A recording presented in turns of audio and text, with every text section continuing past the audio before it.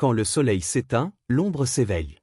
Dans l'Égypte antique, une prêtresse découvre une prophétie oubliée annonçant le retour du dieu du chaos. Pour sauver les deux mondes, elle doit retrouver un artefact mythique, guidé par un enfant muet marqué par les dieux.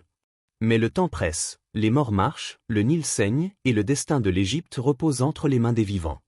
Dans la cité sainte d'Héliopolis, centre du culte solaire, la prêtresse Néphéré, jeune et érudite, exécute un rituel quotidien dans le temple de Ré. Ce jour-là, une éclipse inattendue voile le soleil. La population panique. Les anciens parlent d'un présage oublié.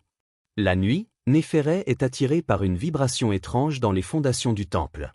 Elle découvre une salle scellée où gît une tablette brisée, gravée de hiéroglyphes interdits, une prophétie évoquant le retour d'Apophis, le serpent du chaos, ennemi juré de Ré. Craignant d'être accusé d'hérésie, Néphéré consulte Ména, un ancien scribe renvoyé pour avoir étudié des textes jugés impurs. Méfiant mais intrigué, il accepte de traduire la tablette. Les textes parlent d'un artefact oublié, le sceptre de Ré, seul capable de repousser Apophis. Il aurait été séparé en 3 parties, disséminées dans les lieux les plus sacrés et les plus dangereux de l'Égypte antique. Mais ils ne sont pas seuls, un prêtre noir les espionne dans l'ombre. Des rumeurs de malédiction se répandent, le Nil déborde, les récoltes pourrissent, et des villageois disparaissent. Des créatures faites d'ombre surgissent à la tombée de la nuit. Néphéré et Ména partent en barque remonter le fleuve, guidés par les symboles de la prophétie. Ils rencontrent d'étranges survivants et une vieille oracle qui leur révèle que le monde des morts s'est fissuré. Ils doivent atteindre un temple oublié de Seth, le dieu du désordre, pour comprendre comment refermer la brèche. Sur la route, ils croisent Younou, un jeune orphelin poursuivi par des soldats. L'enfant, muet, possède une marque en forme d'œil céleste sur le front. Lorsqu'il touche la tablette, les hiéroglyphes s'illuminent. Néphéré comprend qu'il est lié au dieu. Dans ses rêves, Younou murmure des prières dans des langues oubliées et reçoit des visions du Dua, le royaume des morts. L'enfant devient leur guide malgré son silence. Dans le désert rouge, ils atteignent une cité engloutie sous les sables. Là, dans une crypte gardée par des pièges anciens, ils trouvent un fragment du sceptre de Ré. Néphéré est submergée par une vision. Elle voit ses ancêtres prêtres en train d'enfermer Apophis il y a des millénaires. Elle comprend qu'elle est l'héritière d'une lignée de gardiens, liée au destin de l'Égypte. Mais une tempête de sable surnaturel menace de les ensevelir. Ils sont sauvés par un ancien officier du pharaon, Kamosé, un vétéran désabusé. Il cherche à se racheter après avoir servi un régime corrompu. Kamosé possède un médaillon trouvé dans une tombe royale, il s'avère être une autre pièce du sceptre. Il rejoint le groupe, jurant de protéger Younou. Ils apprennent que la dernière pièce du sceptre se trouve dans la nécropole interdite d'Abydos, où reposent les anciens rois divins. Dans Abydos, ils affrontent des pièges mortels et des esprits vengeurs. Ils entrent dans une salle où la gravité s'inverse, les morts marchent sur les murs, et le temps semble figé.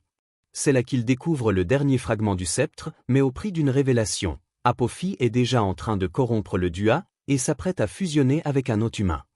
Le groupe ressort affaibli, mais uni. À Thèbes, le pharaon Néphérotep est sous l'influence d'un prêtre noir, en crème, qui prépare une cérémonie pour devenir l'avatar d'Apophis. Le groupe infiltre la cité pendant les célébrations du solstice.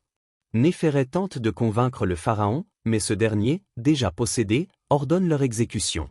Avec l'aide de partisans cachés dans la ville, il fuit, mais Ména est capturé.